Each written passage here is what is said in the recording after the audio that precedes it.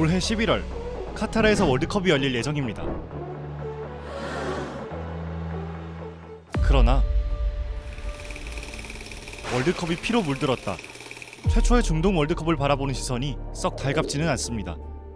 6,751 외신을 통해 알려진 카타르의 이주 노동자 사망자 수입니다. 네덜란드, 노르웨이, 독일 국가대표팀은 노동자들의 인권 보장을 요구하며 항의까지 했는데요. 도대체 카타르에선 무슨 일이 일어나고 있던 걸까요? 12년 전으로 가봅시다. The 2022 FIFA World Cup is Qatar. 2010년 카타르가 일본, 호주, 미국 그리고 우리나라를 제치고 월드컵 유치에 성공했지만 각종 논란이 끊이질 않았습니다. 40도가 넘는 카타르의 여름 기후 문제와 월드컵 유치를 위해 피파 수뇌부들에게 뇌물을 건넸다는 의혹이 제기됐죠. 그 여파로 제프 블래터 회장은 피파 회장직에서 물러나고 개최지 변경 얘기까지 나왔지만 결국 카타르 월드컵은 예정대로 열리게 됐습니다. 물론 아무래도 여름은 너무 덥다 싶었는지 역사상 처음으로 겨울에 열기로 했죠.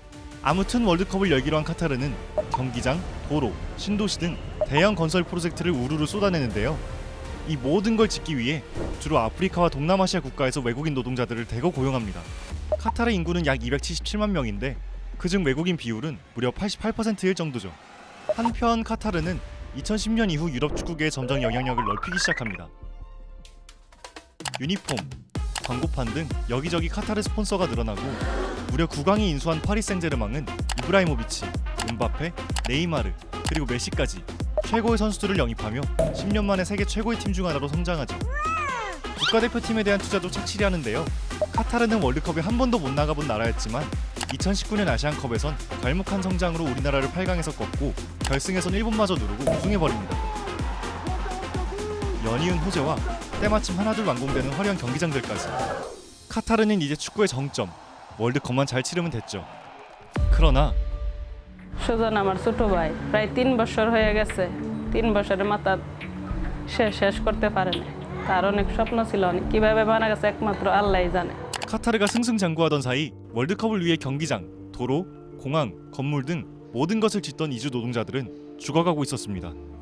이건 8년 전 2014년 국제노동조합연맹이 내놓은 보고서인데요.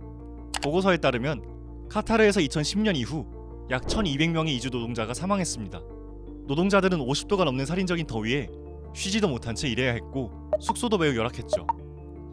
जस्तो अब बिहान 5 बजे 4 बजे उठेर गएपछि बेलुका 10-11 बजेसम्म ड्युटी हुन्थ्यो.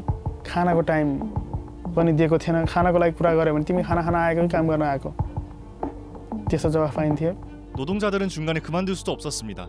중동 지역 고유의 노동계약인 카팔라 때문이죠. 카팔라는 카타르 국적 고용주가 외국인 노동자의 비자 발급을 보증하는 제도인데요. 문제는 고용주에게 과도한 권한을 줘 고용주의 동의가 없다면 직업을 바꾸거나 그만둘 수도 없고 출국도 불가능하죠. 그러다 보니 임금체불, 불공정 계약, 여권 모수 등이 비일비재했고 현대판 노예 계약이라고 불렸습니다. अर्को ठाउँमा आउँदा पनि अब मेरो छोराहरू त अब स्कुलभित्र छिर्नु पाएन गेट बाहिर राख्ने सम्भव भएको थियो गेट बाहिर एक दिन त गेट बाहिर पनि राखेँ मैले फिस तिर्न नसकेर 국제 엠네스티에서 낸 보고서에도 2015년 네팔 지진 당시 가족의 안위 확인을 위해 네팔 출신 노동자들이 귀국을 요청했으나 거절당했다는 사례가 있죠.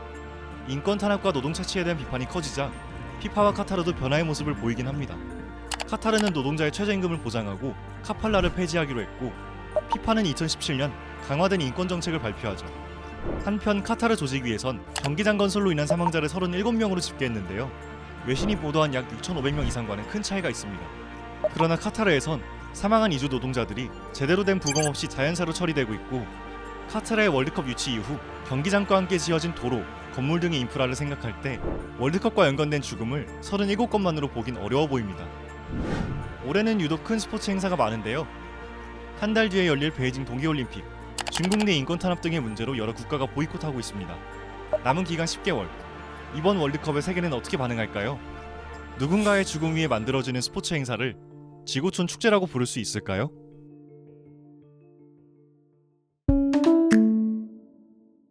이번 영상을 만든 PD가 추천하는 영상도 보고 가세요. 스브스 뉴스의 다른 영상을 즐기시려면 구독 버튼을 꼭 눌러주세요.